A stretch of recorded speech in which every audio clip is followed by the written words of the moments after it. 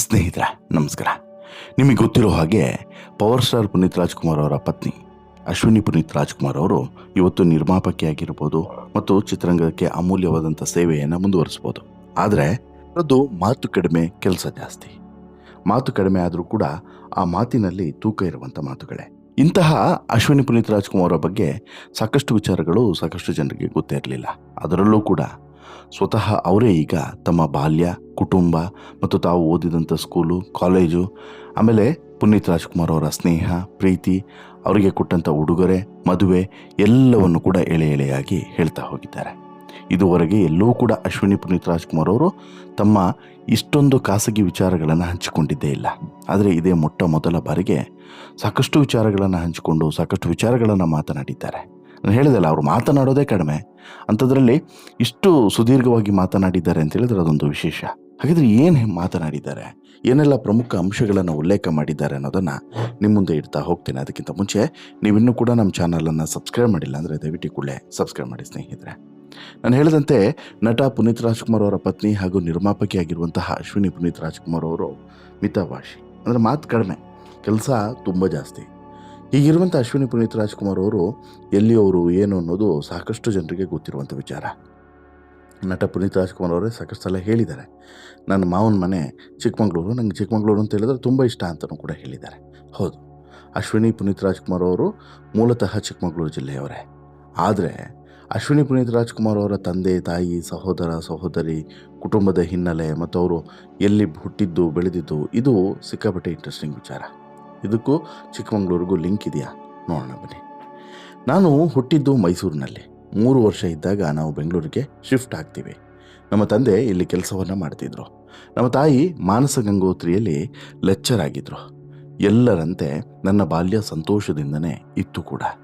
ನನಗೆ ಒಬ್ಬಳು ಸಹೋದರಿ ಕೂಡ ಇದ್ದಾಳೆ, ಅವಳು ಆಸ್ಟ್ರೇಲಿಯಾದಲ್ಲಿದ್ದಾಳೆ. ನನಗೆ ಇನ್ನೊಬ್ಬ ಸಹೋದರ ಕೂಡ ಇದ್ದಾನೆ ಅನ್ನೋಂಥ ವಿಚಾರವನ್ನು ಅಶ್ವಿನಿ ಪುನೀತ್ ರಾಜ್ಕುಮಾರ್ ಅವರು ತಮ್ಮ ಈ ಸಂದರ್ಶನದಲ್ಲಿ ಮೊಟ್ಟ ಮೊದಲ ಬಾರಿಗೆ ಹಂಚಿಕೊಂಡಿದ್ದಾರೆ.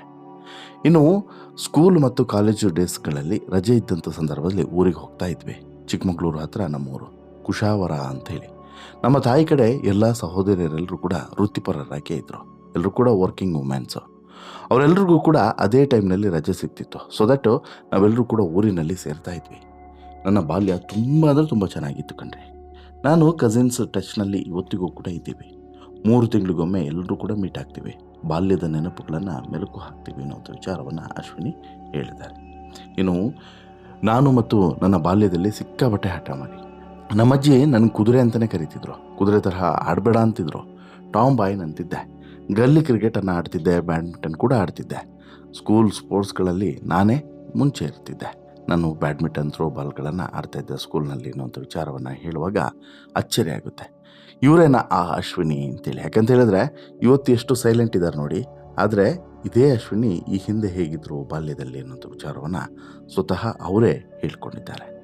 ಇನ್ನು ಮತ್ತಷ್ಟು ವಿಚಾರಗಳನ್ನು ಹೇಳಿರುವಂಥ ಇವರು, ನಾವು ಊರಿಗೆ ಹೋದಾಗ ಯಾವುದಾದ್ರೂ ಒಳ್ಳೆಯ ಸಿನಿಮಾ ಬಂದಿದ್ದರೆ ನಮ್ಮ ಅಂಕಲ್ ಕರ್ಕೊಂಡು ಹೋಗೋರು. ಆದರೆ ಮನೆಯಲ್ಲಿ ಪ್ರತಿ ಶನಿವಾರ ಮತ್ತು ಭಾನುವಾರ ಅಪ್ಪಾಜಿ ಸಿನಿಮಾ ಬಂದಾಗ ನಮ್ಮ ಪೋಷಕರು ಎಲ್ಲರೂ ಕೂಡ ಒಟ್ಟಿಗೆ ಕೂತ್ಕೊಂಡು ನೋಡ್ತಾ ಇದ್ವಿ. ನಮಗೆ ಸಂಗೀತ ಒಂದು ದೊಡ್ಡ ಭಾಗವಾಗಿತ್ತು. ಯಾಕಂದರೆ ನಮ್ಮ ತಂದೆ ಆಫೀಸು ಹೋಗೋಕ್ಕೂ ಮೊದಲು ರೇಡಿಯೋ ಹಾಕೋರು, ಮಲಗೋಕ್ಕೂ ಮುಂಚೆ ರೇಡಿಯೋ ಹಾಕೋರು. ಹಾಗಾಗಿ ನಮಗೆಲ್ಲ ಕನ್ನಡ ಮತ್ತು ಹಿಂದಿ ಹಾಡುಗಳು ಪರಿಚಿತ ಆಗಿದ್ವು. ಆದರೆ ಸಿನಿಮಾ ಯಾವುದು, ಹೀರೋ ಯಾವುದು ಅದೆಲ್ಲ ಗೊತ್ತಿರಲಿಲ್ಲ ಅಂತ ಕೂಡ ಅಶ್ವಿನಿ ಹೇಳ್ತಾರೆ. ಇನ್ನು ಸಿನಿಮಾ ಅಂತಂದಾಗ ನಮ್ಮ ತಂದೆ ಬೆಟ್ಟದ ಹೂ ಸಿನಿಮಾಗೆ ಕರ್ಕೊಂಡು ಹೋಗಿದ್ದು ನೆನಪಿದೆ. ನಮ್ಮಜ್ಜಿ ಅಪ್ಪಾಜಿದ್ದು ಕವಿರತ್ನ ಕಾಳಿದಾಸ ಸಿನಿಮಾಗೂ ಕೂಡ ಕರ್ಕೊಂಡು ಹೋಗಿದ್ರು. ಚಿಕ್ಕಮಗಳೂರಿನಲ್ಲಿ ರಿಲೇಟಿವ್ ಮದುವೆ ಇತ್ತು. ಆಗ ನಾವು ಕಸಿನ್ಸ್ ಎಲ್ಲ ಸೇರಿಕೊಂಡು ಆನಂದ್ ಸಿನಿಮಾವನ್ನು ನೋಡಿದ್ವಿ. ಈ 3 ಸಿನಿಮಾಗಳು ನನಗೆ ತುಂಬ ನೆನಪಿದೆ. ಸ್ಕೂಲ್ನಲ್ಲಿ ನಾನು ಮಿಡಲ್ ಬೆಂಚ್, ಆದರೆ ನಾನು ಚೆನ್ನಾಗಿ ಓದ್ತಾ ಇದ್ದೆ. 10ನೇ ಕ್ಲಾಸ್ವರೆಗೂ ಕೂಡ ಬೇಸಿಕ್ ಫಸ್ಟ್ ಕ್ಲಾಸ್. ಆಮೇಲೆ ಚೆನ್ನಾಗಿ ಓದೋಕ್ಕೆ ಶುರು ಮಾಡಿದೆ. ನನಗೆ ಗಣಿತ ಒಂಚೂರು ಇಷ್ಟ ಇರಲಿಲ್ಲ. ಚೆನ್ನಾಗಿ ಓದಿ ಆಫೀಸ್ ಜಾಬನ್ನು ಮಾಡಬೇಕು ಅಂತಲೂ ಕೂಡ ಅಂದ್ಕೊಂಡಿದ್ದೆ. ಕಾಲೇಜ್ ಆದಮೇಲೆ ಇಂಗ್ಲೀಷ್ ಸಾಹಿತ್ಯದಲ್ಲಿ ಮಾಸ್ಟರ್ಸ್ ಮಾಡಿ ಅಪ್ಪನ ಮೀಟ್ ಮಾಡೋಕ್ಕೂ ಮುಂಚೆ 2 ವರ್ಷಗಳ ಕಾಲ ಕೆಲಸವನ್ನು ಕೂಡ ಮಾಡಿದ್ದೆ. ಸಾಫ್ಟ್ವೇರ್ ಕಂಪನಿಯೊಂದರಲ್ಲಿ HR ಮಾರ್ಕೆಟಿಂಗ್ನಲ್ಲಿ ಕೆಲಸವನ್ನು ಮಾಡಿದ್ದೆ. ಈ ವಿಚಾರ ಸಾಕಷ್ಟು ಜನರಿಗೆ ಗೊತ್ತೇ ಇರಲಿಲ್ಲ. ಇದನ್ನು ಸ್ವತಃ ಇದೇ ಮೊಟ್ಟ ಮೊದಲ ಬಾರಿಗೆ ಅಶ್ವಿನಿ ಪುನೀತ್ ರಾಜ್ಕುಮಾರ್ ಅವರು ರಿವೀಲ್ ಮಾಡಿದ್ದಾರೆ. ಇದಾದ ಬಳಿಕ ಈ ಪುನೀತ್ ರಾಜ್ಕುಮಾರ್ ಅವರ ಸ್ನೇಹ ಬೆಳೆಯುತ್ತೆ.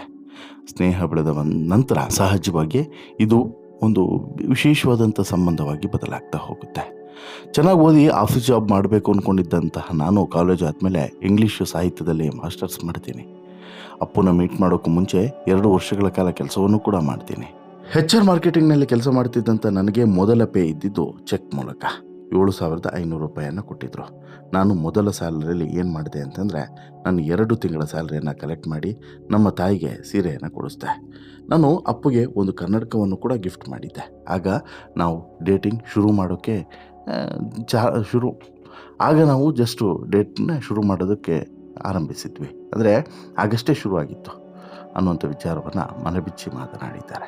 ನನ್ನ ಮೊದಲ ಸ್ಯಾಲ್ರಿ ಬಂದಾಗ ತುಂಬ ಖುಷಿಯಾಗಿತ್ತು ನನಗೆ. ಒಂದು ವೇಳೆ ಕಂಪನಿಯಲ್ಲಿ ಕೆಲಸ ಸಿಕ್ತು, ಹಾಗಾಗಿ ನಮ್ಮ ತಂದೆ ತಾಯಿಗೂ ಕೂಡ ಖುಷಿ ಇತ್ತು ಸಹಜವಾಗಿ. ಇದಾದ ಬಳಿಕ ಕಾಲೇಜಿಗೆ ಬಂಕ್ ಮಾಡಿ ನನ್ನ ಫ್ರೆಂಡ್ ಸಿನಿಮಾಗೆ ಹೋದರೆ ನಾನು ಮನೆಗೆ ಹೋಗ್ತಾ ಇದ್ದೆ. ನನಗೆ ಸಿನಿಮಾ ಮುಂಚೆ ಅಂದ್ರೂ ಕೂಡ ಅಷ್ಟಕ್ಕಷ್ಟೇ ಇಂಟ್ರೆಸ್ಟ್ ಏನಿರಲಿಲ್ಲ. ನಮ್ಮ ಟೈಮ್ನಲ್ಲಿ ಆಮಿರ್ ಖಾನ್ ಸಿನಿಮಾಗಳನ್ನು ನೋಡ್ತಿದ್ವಿ. ನಾನು ಆಮಿರ್ ಖಾನ್ಗೆ ದೊಡ್ಡ ಫ್ಯಾನ್ ಕೂಡ ಹೌದು.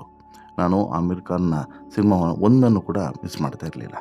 ಆಮಿರ್ ಖಾನ್ ಸಿನಿಮಾಗಾಗಿ ಮಾತ್ರ ನಾನು ಬಂಕ್ ಮಾಡ್ತಾಯಿದ್ದೆ. ರೋಜಾ ಅಂತ ಹೇಳ್ಬಿಟ್ಟು ತಮಿಳು ಸಿನಿಮಾ, ಅದಕ್ಕೆ ಬಂಕ್ ಮಾಡಿ ಹೋಗಿದ್ದೆ. ಸಿನಿಮಾ ಬಗ್ಗೆ ಇಂಟ್ರೆಸ್ಟ್ ಇಲ್ಲದೆ ಇದ್ದ ನಾನು ಆ್ಯಕ್ಟರ್ನ ಮದುವೆ ಆಗಿದ್ದೇನೆ, ಫಿಲ್ಮ್ ಫ್ಯಾಮಿಲಿಯಲ್ಲಿ ಇದ್ದೇನೆ, ನನಗೆ ನಿರ್ಮಾಪಕಿ ಆಗಿದ್ದೀನಿ ಅನ್ನೋದು ನನಗೆ ಅಚ್ಚರಿ ಆಗುತ್ತೆ ಅಂತಲೂ ಕೂಡ ಹೇಳ್ತಾರೆ.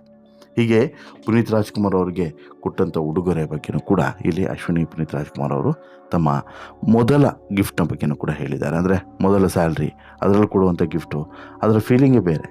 ಹೀಗೆ ಅದೊಂದು ರೀತಿಯಾದಂಥ ವಿಶೇಷವಾದಂತಹ ಸಂಬಂಧ ಅನ್ನೋದನ್ನು ಕೂಡ ಹೇಳಿದ್ದಾರೆ.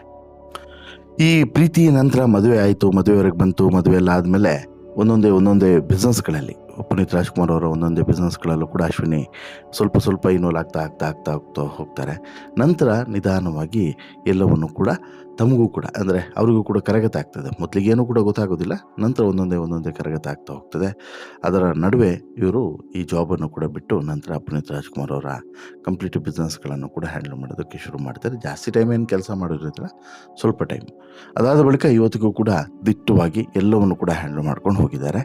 ಜೊತೆಗೆ ಆ ಕಠಿಣ ಸಂದರ್ಭಗಳು, ಅಂದರೆ ಪುನೀತ್ ರಾಜ್ಕುಮಾರ್ ಅವರು ಹೋದಂಥ ಸಂದರ್ಭದಲ್ಲಿ ಆದಂತಹ ಕೆಲವೊಂದಷ್ಟು ಘಟನೆಗಳು, ಅದಕ್ಕೂ ಮುನ್ನ ಕೆಲವೊಂದಷ್ಟು ಆರೋಪಗಳು ಬಂದಿತ್ತಲ್ಲ, ಆ ಸಂದರ್ಭದಲ್ಲಿ ಎದುರಾದಂತಹ ಘಟನೆಗಳು, ಇದ್ರ ಬಗ್ಗೆಯೂ ಕೂಡ ಅಶ್ವಿನಿ ಅವರು ಮಾತನಾಡಿದ್ದಾರೆ. ಅದನ್ನು ಮುಂದಿನ ಸ್ಟೋರಿಯಲ್ಲಿ ನಿಮಗೆ ಕೊಡ್ತೀನಿ.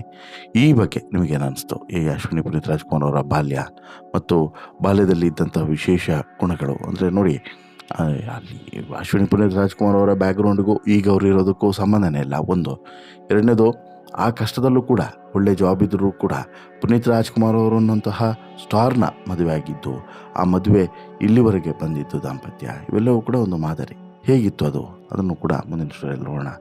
ಜೊತೆಗೆ ಈ ಸ್ಟೋರಿ ಇಷ್ಟ ಆಯಿತು ಅಂತ ಹೇಳಿದ್ರೆ ಲೈಕ್ ಮಾಡಿ, ಶೇರ್ ಮಾಡಿ, ಚಾನಲ್ಗೆ ಸಬ್ಸ್ಕ್ರೈಬ್ ಆಗೋದನ್ನು ಮರಿಬೇಡಿ. ಧನ್ಯವಾದ.